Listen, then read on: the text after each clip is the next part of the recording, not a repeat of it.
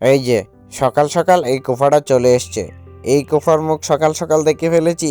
আজকে তো মাছ ধরা তো হবেই না, তার উপর আজকে আবার দিনটাই খারাপ যাবে। এর জন্যই তো এই কুফার সাথে মাছ ধরতে আসি না, আর এই কুফার সাথে দেখা হলেও কথা বলি না। এই তো হচ্ছে আমাদের গ্রামের কুফা। এ বিয়ে করেছে অনেক বছর হলো, কিন্তু এর কোনো সন্তান নেই। ও তো আসলে একটা কুফা। এই কুফার বাচ্চা কুফা, তুই আজকে আমাদের কাছে এসেছিস কেন? তোকে দেখে তো আমাদের মনটাই নষ্ট হয়ে গেল, আজকে কাজ করার মুডই চলে গেল। এই কুফা, তাহলে তুই একা একাই মাছ মার, আমরা চলে যাচ্ছি। সবাই শুধু আমারে এভাবে অপমান করে, এখানে তো আমার কিছু করার নাই। বাচ্চা দেওয়া না দেওয়া এটা হচ্ছে সম্পূর্ণ আল্লাহর ব্যাপার, এখানে আমার তো কোনো দোষ নাই। হাই আল্লাহ, আর কতকাল মানুষের কথা শুনতে হবে? সবাই বাচ্চা কাচ্চা নিয়ে ঘুরে বেড়ায়, আর আমি শুধু দেখি আর সবাই আমাকে অপমান করে। ও মা, তরকারি তো পুড়ে কয়লা হয়ে গেছে, টের পাওনি? না আপা, আমি একদমই খেয়াল করি নাই। সারাদিন এসব চিন্তা আর মানুষের অপমান, আর ভালো লাগছে না। এখন কি করব আমি? বাহ, আজকে তো অনেক ভালো ভালো মাছ পাইলাম। আজকের মাছগুলি তো অনেক বড় বড় আছে। এইগুলি নিয়ে আমি নিজে বাজারে বিক্রি করলে অনেক টাকা পাবো। এইগুলি যদি মহাজনের কাছে বিক্রি করি তাহলে তো আমাকে ঠকাইবো, টাকা কম দিব। সবাই তো আমারে শুধু শুধু কুফা বলে।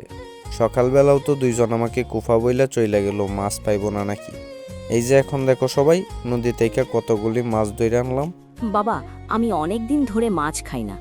বাবা, আমার মাছ খেতে অনেক ইচ্ছে করতেছে, কিন্তু আমার কাছে মাছ কেনার মতো টাকা নাই। আমার কাছে শুধু একটা হাঁস আছে।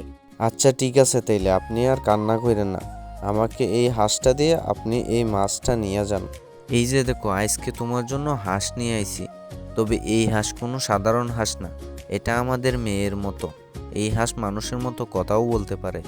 তাহলে তো আজকে থেকে আমাদের পরিবারে আরও একজন নতুন মেম্বার হলো, আর এখন থেকে ও আমাদের মেয়ের মতো।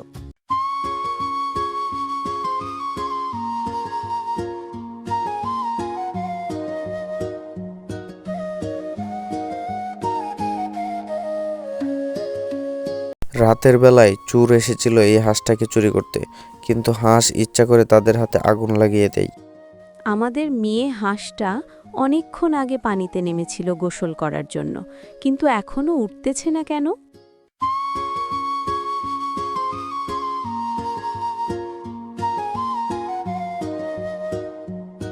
মা, আমি তোমাদের কুপু হাঁস।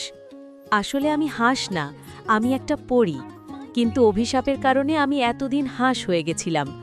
আজকে তুমি আমাকে মুক্ত করে দিলে, তবে আমি তোমাদেরকে ছেড়ে কখনো কোথাও যাব না।